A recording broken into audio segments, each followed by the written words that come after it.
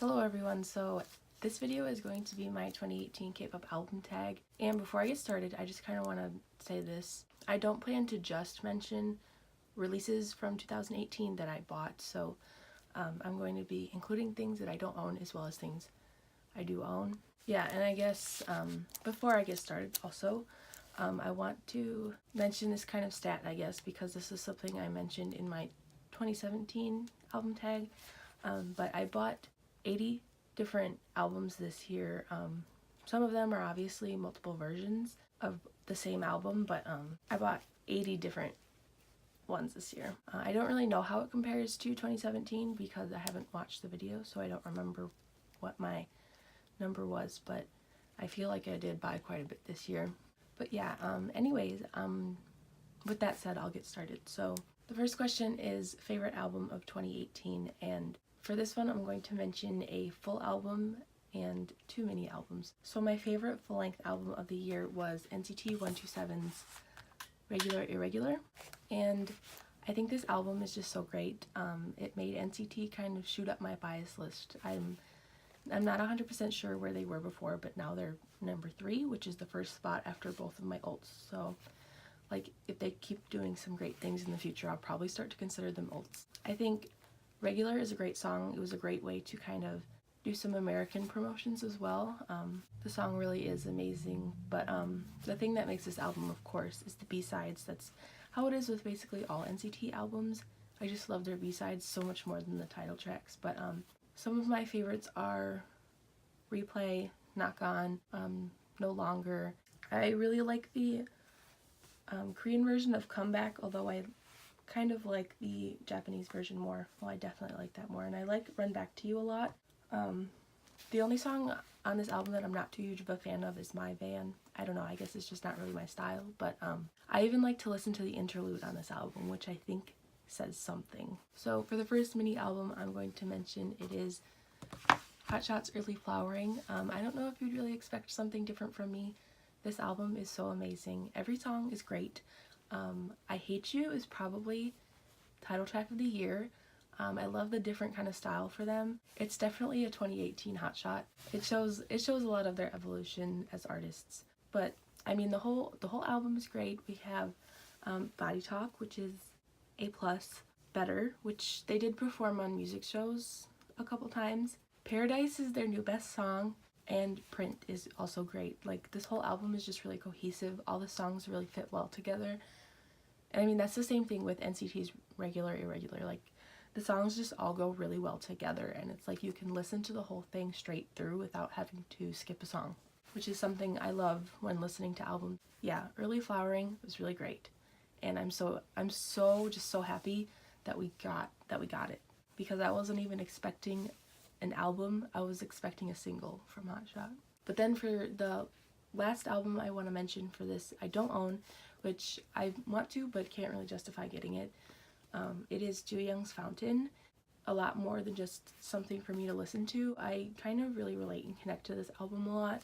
I'm almost kind of surprised I even checked it out in the first place, because I'm not too huge into that style of music, but I checked it out just because I knew I'd like Jooyoung's stuff in the past. I wasn't like in love with everything he'd done, but I'd liked some of the stuff, and somehow this just became one of my favorite albums of the year. All of these songs on this album are on my top 100 songs of the year list. They're all kind of interspersed between the list, but the highest one is at number 2. My favorite song on this album is First. That song is so beautiful, and I just love everything about it. But overall, this album just has a really chill vibe to it, and I just love it because it's just so soothing and just nice to listen to whenever I need it. So next I want to talk about some of my favorite singles of the year. Some of these are digital singles, some of these do have physicals, but I don't own any of them. So yeah, but I do own a promo of one of them, and I'll talk about that one first. It is Brave Girls, the new version of Rollin', and I'm pretty happy that we got this released this year, because that means we wouldn't have heard from Brave Girls at all in 2018, but it almost kind of doesn't make a difference because they didn't promote this song. I just love this song so much, and this song just kind of, the new version of this song just kind of cemented the fact that this is like one of my favorite songs of all time. Like, I love this song so much. I almost kind of think this would have been the better one to release initially, but that's not to say that the original version isn't good.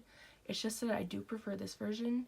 I really love this song. I'm kind of hoping that we can hear more from Brave Girls this year in 2019 because we just didn't get anything from them last year really at all, which is a shame. I need more Brave Girls in my life. The next song I'll mention is AZM with their song Edge. I love this song so much. This is their debut, and it is hands down one of my favorite girl group debuts of the year. It just kind of came out of nowhere for me. I don't really remember initially how I found it to check it out, but I'm so glad I did because this is a song I had on repeat for months, and I still love to listen to it all the time. But the fact that this just kind of came out of nowhere was just really surprising to me. I love just everything about that song. It's kind of different from a lot of things I heard from girl groups this year, so it's definitely appreciated. And I think you all should check it out if you haven't yet. And then the next song I'll mention is Cherry on Top's High Five. This is another debut that I just really loved. They also just kind of came out of nowhere. They're from a really small company, probably even smaller than AZM's company. I don't know, but it seems like these girls didn't really even promote this song, which just leads me to believe that their company just has little to no money. But the song is so memorable. It's so fun.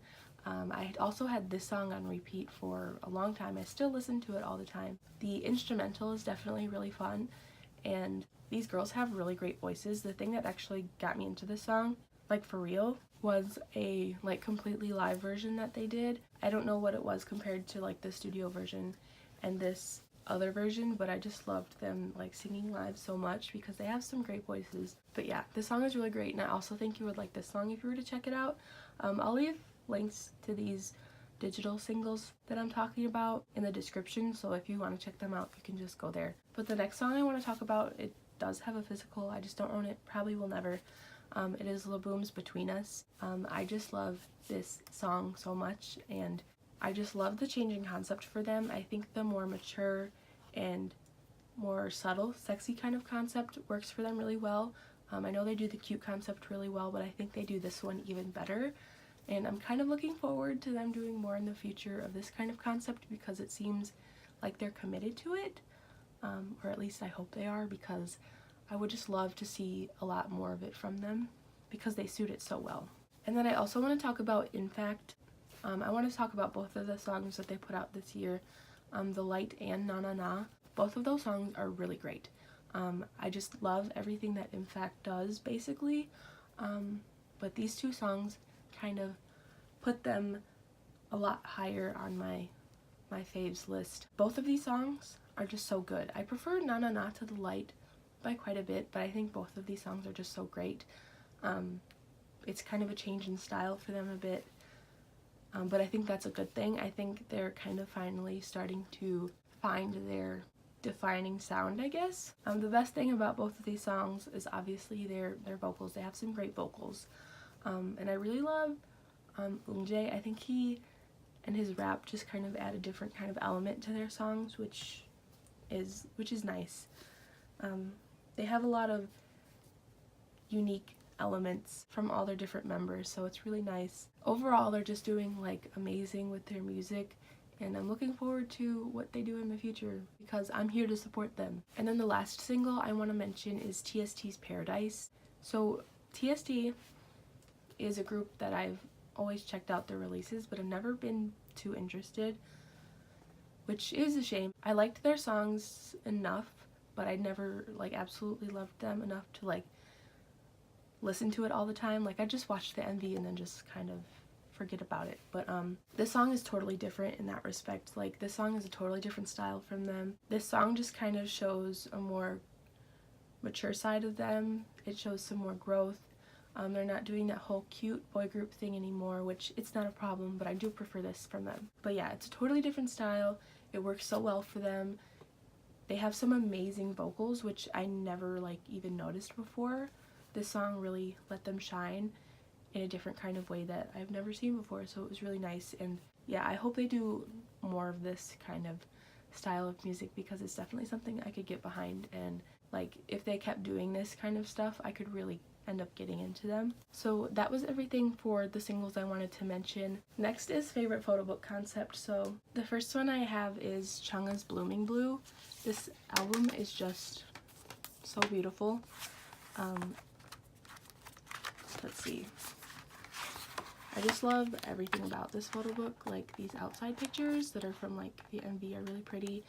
This orange and purple concept is absolutely beautiful.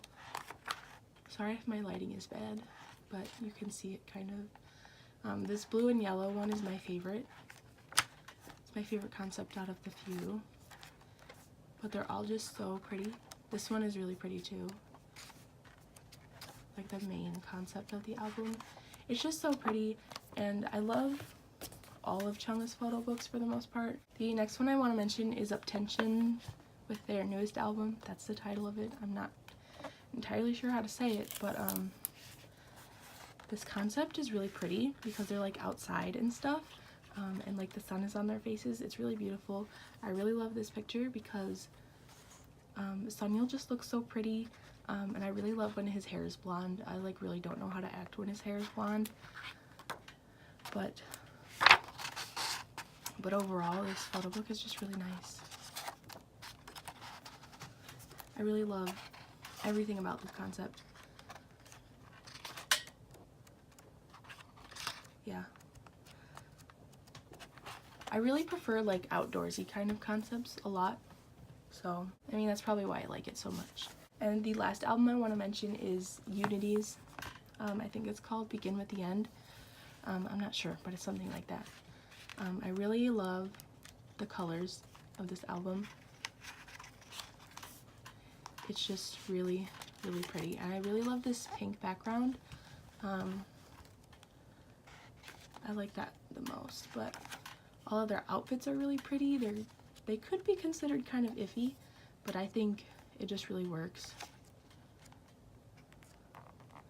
But yeah, I love everything about this photo book. It's a little bit smaller than I'd like, but I mean, what can you do about that? So next question is favorite album packaging of the year. And for this one, I chose Red Velvet's Summer Magic. It's really nice that Red Velvet were finally able to release something that wasn't a jewel case. This album packaging is really unique, and it's like not one of those unique SM packagings that like just fails at everything it's trying to do, but this one is just really different and it's really nice, and the packaging for this album really makes it worth buying. Like this I bought like no questions asked, but with their jewel case albums I can't really justify getting it right away just because I feel like I'm not getting too much out of it, which is a shame. It's sad. I mean, it's cool that Red Velvet can obviously get some nice packaging every once in a while. I don't know, but I also really like the member cover thing because overall I don't have many Joy things, so getting her covers for albums is really nice. But yeah, that was the only album I had for this question because I feel like overall I didn't really get any super nice packagings in 2018. I mean, like there's the obvious like book packaging that's really nice and like the box packaging that's really nice. Like if I had to mention another one that I really liked, it is NCT 2018's Empathy, but I think this one kind of tops all of the other ones. So then the next question is obviously least favorite packaging in 2018, and that one is NCT 127's Regular Irregular. I don't really understand this plastic thing around it, and I kind of stressed about cutting the sticker for the longest time. I mean, it didn't end up being too bad, but I didn't really like doing it. This album packaging is kind of tragic, a little bit unfortunate. The fact that this is a full album is kind of disappointing though. I feel like full albums kind of warrant better packaging, but SM just said no to that and was just like, let's give them whatever this is. Their superior packaging is for Cherry Bomb and Empathy, but I feel like all of their other packaging is questionable. NCT Dream has had like just standard okay packaging, nothing special. This is probably one of their worst, although we all know Limitless is their worst. It's probably second to that. So another album I want to mention is 101's Undivided, and the only thing about this album, it would be okay, but like the slipcase is really loose. So yeah, and I feel like there's just too much kind of going on here. We have like the CD thing, and this is the thing where the lyrics thing is, and like that's where the photo cards came in. And then the photo book, I mean, it's all just too much to kind of have in a slipcase, one that is especially too loose, so it's kind of a shame. I did actually damage one of my copies of this because I was going to put it up on my shelf and I wasn't, holding it tightly enough, I guess, but everything just kind of slid out. Yeah, it got damaged, which is unfortunate. And I do have 6 copies of this album, so it's just annoying that with 6 different versions of an album, they couldn't think of like something better to do for the packaging. I don't know. I almost kind of wonder what they were thinking with this one. So the next question is most anticipated album of the year, and this one is hands down like Hot Shot's Early Flowering. It was kind of hard to tell if Hot Shot would have a comeback in 2018 just because Taehyun was promoting with JVJ up until the end of April, but April was also when UNB just debuted, so Hojung was with them. So just because there was a whole bunch of other activities for the group, it was definitely really hard to tell if we get this album this year, but this album was definitely something I was looking forward to all year. It was something I was hoping we'd get. It was more than a year after Jelly came out, so yeah, and I was actually really surprised that we got a mini album. At first I was really just expecting a single. I can't complain, right? Because this is my favorite album of the year. But yeah, the wait for this one, it was a hard wait, but I think it was definitely worth it. And then another album I want to mention I don't own is Sam Kim's Sun and Moon. I think this one was kind of one I was anticipating without even realizing it, because I would always listen to Sam Kim's first album and I would always wonder like when we'd get something new from him. Like every time one of his songs came on, I'd be like, where is he? Why doesn't he put out new music? I mean, we finally got it. It is a beautiful album.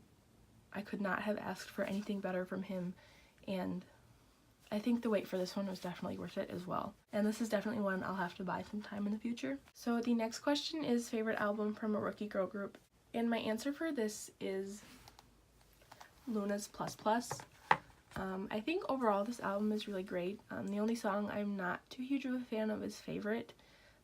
Every time I listen to that song, I'm just really put off by it. Not too sure why. It's just how I feel. I think that's an unpopular opinion, but it's whatever. But the other songs, they're just what I like from girl groups, so I mean, this is one of my favorite albums of the year. So I think Stylish is a great song. Hi Hi, amazing title track. I definitely prefer that over Favorite. I hope they kind of continue to put out music like this, because if they do, I'll definitely be like 100% behind Luna. And another album I want to mention, I don't own this one, it is GWSN's The Park in the Night. I really love Puzzle Moon. It sounds really similar to Four Walls by FX, and I just love that. I've been needing some new FX in my life, and if this is as close as I can get to it, that's fine. But overall the album is really good, like the whole thing. There's not really a skippable track on the album, which is really a good thing. I like Shy Shy a lot, and I really like Melting Point. Melting Point is so good. But yeah, overall the whole album is so good, and I think I might buy their album maybe if I have some extra money. And then the next question is favorite album from a rookie boy group. So I don't think I bought any albums from rookie boy groups this year. The only one I have is UMB's Boyhood, and in my mind I never really considered UMB rookies, but I mean that's exactly what they are since they debuted in 2018. But yeah, this album really is great. I think Feeling is just like the best title track they could have gone for, especially for their debut. It's so powerful, it shows off all their talents just perfectly, and Only One is just a great ballad track, and the 2 other B-sides just complement those 2 songs so well. This album is short, but it is a good one, and the overall vibe of it is just, it's really great. And another album I want to mention that I don't own is Noir's 20s Noir. This album is so great, but and I really didn't expect to like the album so much, because I really did not like the title track very much at all. But for some reason, somehow, I checked out the rest of the album and I was just kind of blown away. They have some great songs. Travel is the best song on that album, and I think if anyone were to listen to it, they would like it. But all of the songs are great, really. I had this album on repeat for a couple months throughout the year. So the next question is an album that surprised me. So I have quite a few to say for this question, but the first one is 101's Power of Destiny. And this one surprised me only really because it just kind of like took over my #1 spot for my favorite 101 album. Like, I listened to it once and I was just like, yes, this is my favorite 101 album. And it just kind of surprised me because it is just so cohesive. It has so many good songs. Like, this is an album I can listen to from start to finish and not skip a single song. My favorite songs on this album, definitely Flower Bomb. That song is so good. I really love Deeper, and One Love is great. And I love Awake, my Day by Day 2.0. So another album I want to mention is Twice's What Is Love. This just surprised me because it's one that took me a while to get into, actually. When I first listened to it, I was a little underwhelmed.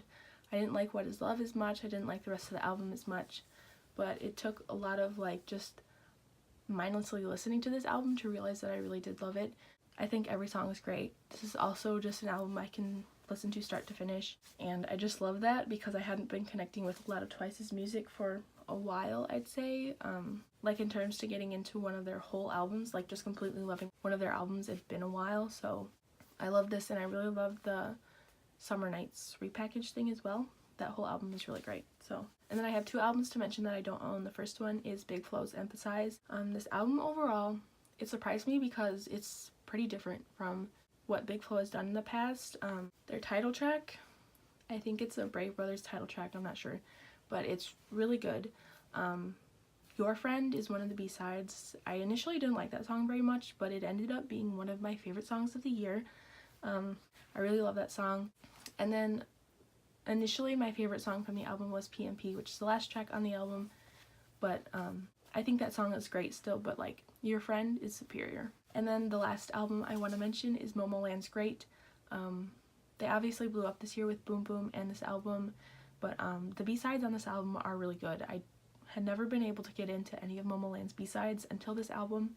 Same Same is a bop, and the other B-side, which I can't think of the title of it, but it is so good. This whole album is so good. So the next question is favorite non-Korean album released by a K-pop group. And I'm not going to just talk about releases from Korean groups.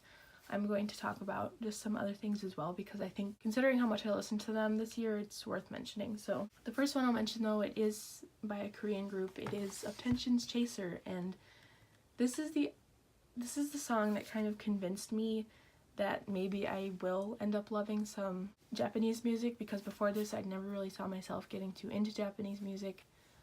Also, sorry about this lighting. It keeps changing because it is kind of early in the morning, but whatever. But yeah, the song is so great. I love everything about it. If you haven't checked it out, I really recommend you do. It's a different style from the first 2 singles they put out in Japan, and this one is just so good. So good. And then the next one I'll mention is also by a Korean group, but that is NCT 127's Chain. And I will say overall I'm not too huge of a fan of Chain, but the rest of this album is so good. Comeback is one of my favorite songs of the year. Dreaming and 100, beautiful songs. And also the Japanese version of Limitless is really cool as well. I obviously don't really listen to it that much, but that doesn't mean it's like bad. I really do like it. But yeah, this album really is great. And then the next one I want to mention is AKB48's album that they put out this year. I'm not entirely sure what it's called. I don't know the English title of it, but this album is one that I can listen to start to finish. It is so good, and it's really surprising, especially too because like I said with Uptension's Chaser, I never really thought I'd be able to get into Japanese music, especially when it came to like Japanese groups and artists, which is weird to say, I know, but I got into AKB48 because of Produce 48, so I just ended up really liking some of the girls, so I wanted to support them more, whatever. So I just checked out this album because it was AKB48's most recent, so I mean I was really surprised because I genuinely do love every single one of the songs. And then I also want to mention AKB48's Teacher single, and I honestly don't like Teacher very much, but my favorite song from that single is one of the B-sides. I think the English title is You Are My Wind, but that song was really pretty, it's really beautiful. I really like the lyrics, and just overall I love the song so much. But yeah, so that was everything for my non-Korean releases. And then the next question is favorite subunit album of the year, and that one goes to Noise W's Who You. In general, I didn't, wow, this lighting, so sorry. Man, I apologize for this lighting, but I really just need to get through this video. Overall, I didn't get into many subunit releases this year for whatever reason. Either there wasn't very many or I just missed them. I don't know. Either way, this album probably would have been my answer. So I think this album really is great. I'm not the biggest fan of Deja Vu. I think it's a good song, but it's just like not my favorite newest title track. Hands down, this album and its B-sides just really make it what it is. Signal is one of my favorite songs of the year. I really love Gravity and Moon, and just overall, this just whole album is so good. And I like that all of these songs are group songs. I liked that they did the whole solo thing on their first album, but I really appreciated even more that they went back to like full group songs for this release.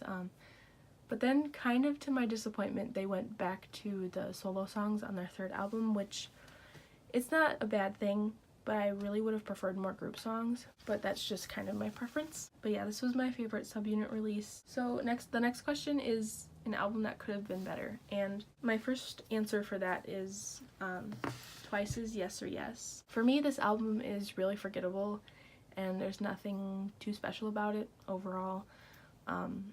I think Yes or Yes is a pretty okay song, but it's like not my favorite Twice title track by far.